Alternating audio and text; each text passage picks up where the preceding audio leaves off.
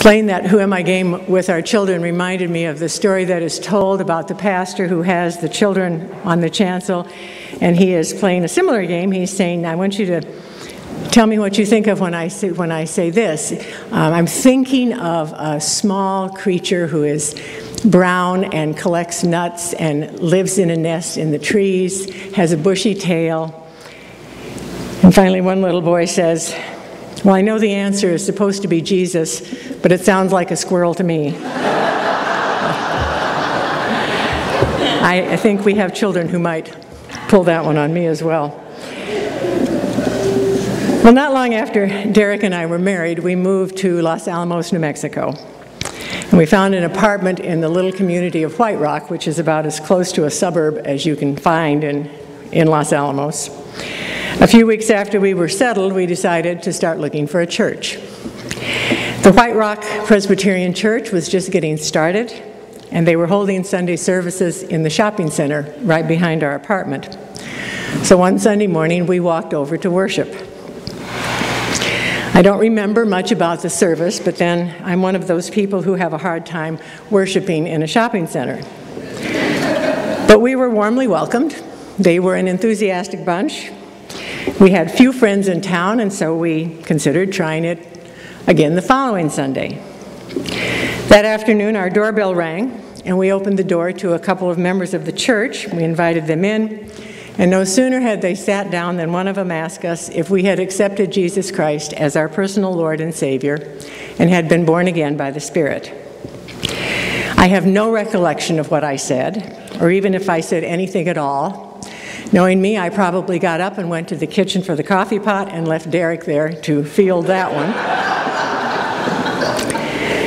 The next Sunday, we found the United Church of Los Alamos, a congregation of 6 different denominations, including Presbyterian, UCC, American Baptist, Disciples of Christ, Reformed Church of America, and Moravian.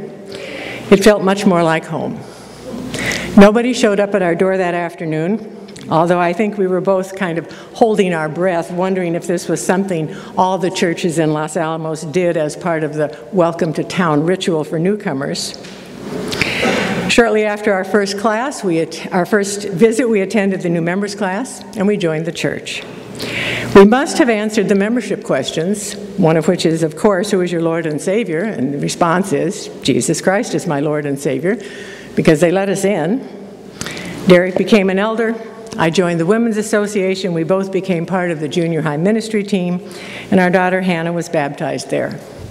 Nobody ever asked us if we had accepted Jesus Christ as our personal Lord and Savior, or if we had been born again. Fast forward almost 20 years to a presbytery meeting where I was being examined for candidacy, which is essentially the last step in the Presbyterian process before you are certified ready to receive a call. Candidates are asked to write a statement of motivation, not a faith statement, that comes later, but just a brief statement of why you feel called into ministry. During the question and answer time, one of the pastors asked me if I had a personal relationship with Jesus Christ. Unfortunately, this time I couldn't go to the kitchen for the coffee pot. So standing there like a deer in headlights, I managed to say something about how things were going between Jesus and me, but apparently it was not a satisfactory answer because he later questioned the chair of the Committee on Ministry about my competency and my readiness for ministry. Nevertheless, I must have said something right, because here I am. Fast forward another 20 years, and I will tell you that I still wrestle with the question that Jesus asked the disciples that day. Who do you say that I am? The easier question for most of us, maybe even for all of us, is the one that Jesus asked the disciples first. Who do people say that I am? We can all tap dance around that one. We can answer a question like that without offending anybody. We can address it in public schools without jeopardizing the separation of church and state. We can answer it historically or sociologically. We can quote biblical scholars until the cows come home. And these days, we can look it up online, which I did. If you Google the word Jesus, you will get 827 million results in just under 14 seconds. Even without the benefit of all that knowledge, Their experience with Jesus up to that point made it possible for the disciples to respond. Some say John the Baptist, others say Elijah, still others say one of the prophets. But then comes that second question, who do you say that I am? And we might imagine a little foot shuffling at that point, 12 men standing there hoping and praying that the teacher wouldn't call on them. It was like everybody was suddenly absorbed in writing something of utmost importance in their notebooks so they didn't have to make eye contact. Maybe one of them even offered to go get coffee. Who wants cream with that? No, I'll go. I don't mind.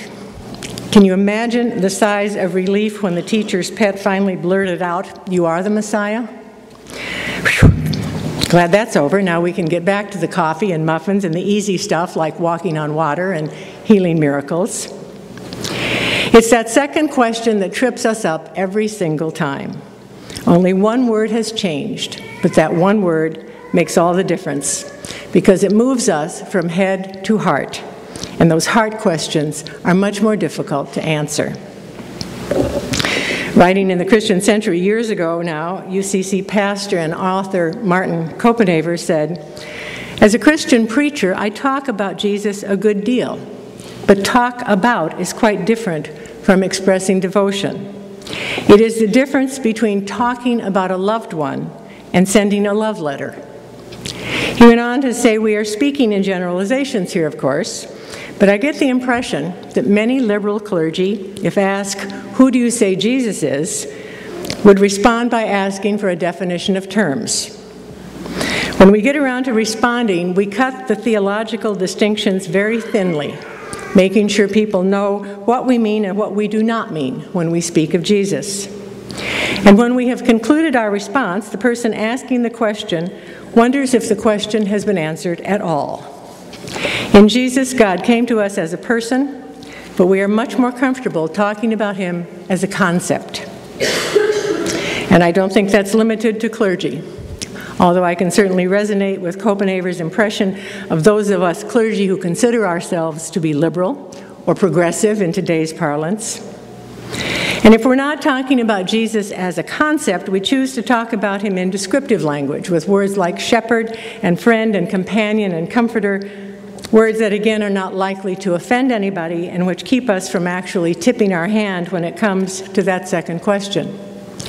And here's the funny part. For all of our resistance to talking about a relationship with Jesus, personal or otherwise, we tend to choose words that describe specific relationships. If we say shepherd, we are the sheep of his flock. If we say companion, he walks with us through life's trials. If we say friend, he is there to share our joys. If we say comforter, he is the one who shares our sorrows. When it comes to talking about our relationship with Jesus these days, it seems that we are more concerned about being characterized as conservative, evangelical, or fundamentalist than we are about being characterized as heretical. And yet that's just where the rubber hits the road. Just as God chooses to be in relationship with us, we choose to be in relationship with God. And we choose to know God through the life and teaching of Jesus. We would probably all agree that it is not the only way to know God. It is not the only way to have a relationship with the holy or the divine. It is the way that we have chosen as followers of Jesus. We call ourselves Christian, which does in fact imply relationship with Jesus the Christ. Somewhere along the way, we have said, "You are the Messiah." Perhaps not in those exact words, but probably with equal conviction. I was intrigued by a postcard that came in our mail yesterday from a new congregation in our neighborhood called the High Point Church. The text on the back side of the postcard read, "Do you ever feel caged? Join us during the month of September and explore what it means to live passionate, alive, and free." It went on to promise live animal demonstrations for adults and kids, and on September 30th, a free petting zoo after each service. The sermon topics for the month were listed. Today they are hearing about the eagle, wild and free. Next week is the porcupine, wild and brave. And on September 30th, the camel, wild survivor. A little further down, it read, messages relevant to your life, great programs for kids, and inspiring worship experiences. On the front of the postcard were photographs superimposed over the word wild of, what else, an eagle, a porcupine, and a camel. And the words, find your place, develop your faith, live your potential. Well, that was enough to get me to check out their website. I wanted to know what they believed. I wanted to know if they were affiliated with a denomination or were independent. I wanted to know what their pastors were like. I'm always curious about that kind of creative worship, since it's not obviously my strong suit.